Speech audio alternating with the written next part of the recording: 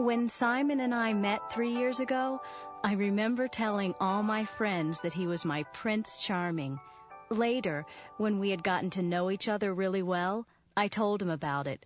So he started calling me Cinderella. Right after we decided to get married, we heard that we could get married at Disney World.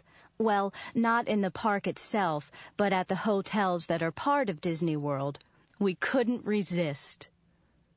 Rachel looked beautiful. She was wearing a long white satin gown, and she rode to the reception in a glass carriage drawn by 6 magnificent white horses. I was waiting for her outside the hotel, along with 100 guests. The ceremony was lovely. We had decided to write our own vows, but apart from that, we had the usual traditional service.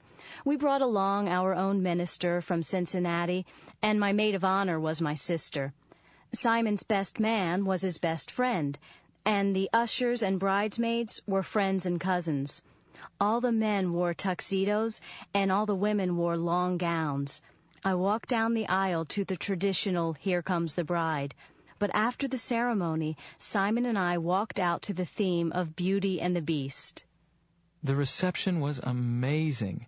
It all took place in front of a 60-foot-tall replica of Cinderella's castle, complete with twinkling lights.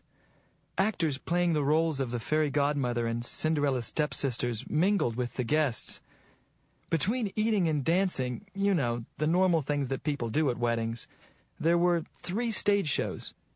For the finale, the cast performed When You Wish Upon a Star, and fireworks erupted from the roof. The food was wonderful, by the way, and fit into the whole Cinderella theme. For dessert, each guest got a chocolate slipper filled with mousse. When it was time for us to leave, we got back into the glass carriage and rode away. It was a beautiful day, a real fairy tale come true, and now we get to live happily ever after.